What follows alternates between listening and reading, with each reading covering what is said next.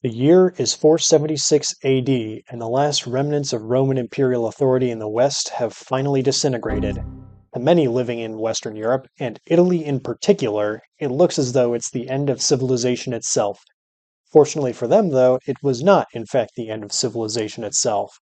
By 1066, a number of thriving cities could be found throughout Europe, with populations in the tens of thousands, and by the mid 14th century, the hundreds of thousands.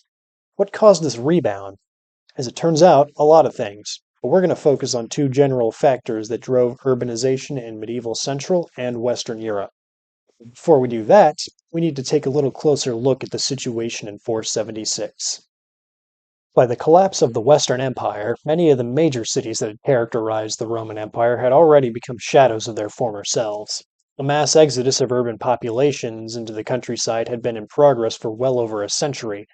As imperial authority receded, the ability to keep large cities fed declined, making them unsustainable, and when combined with frequent sackings by Germanic and Hunnic warlords from across the Rhine and Danube rivers, many people decided to take their chances in the hinterlands. Many ended up forming small communities around local warlords, promising to work the land or provide some other service in exchange for protection. This resulted in a population that was spread out across a wide geographic area with generally low density. Imagine for a second that you are a glass blower. You make glass and you decide that you want to sell your glass in Constantinople. How do you get it there? You could take an overland route, but there are plenty of problems with that. The journey could take months, and your wares will be at the mercy of not only the conditions of whatever roads there may or may not be, but also bandits and highway robbers. You could hire guards, but that will be expensive. Your other option would be to load up your glass on a galley and send it to the city by sea. While there is a risk of piracy, the sea lanes are not only cheaper, they're also generally faster. Since you will inevitably settle on sending your glass by sea, you decide to settle down in a port city where you can minimize your own shipping costs. This is why much of the initial medieval urbanization in Western Europe was centered on port towns, since they were important centers of commerce. Towns like Venice, Genoa, Bruges, and Hamburg became economic hubs, and as such they grew to some of the largest cities in Western Europe during the Middle Ages. Trade and shipping costs weren't the only driving factors behind this urbanization, though. Over time, people with similar skills would congregate in towns, forming their own businesses and/or guilds. Guilds were essentially businesses that specialized in producing a particular good or service, and membership to these guilds were exclusive. This allowed them to limit the supply of their goods or services, similar to how fellowships and residencies limit the number of new doctors in the US.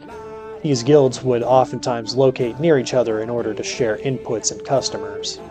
Consider an armorer's guild and a locksmith's guild.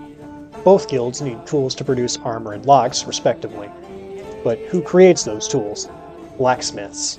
As a result, blacksmiths and armorers would often be located in urban areas, where blacksmiths were also located.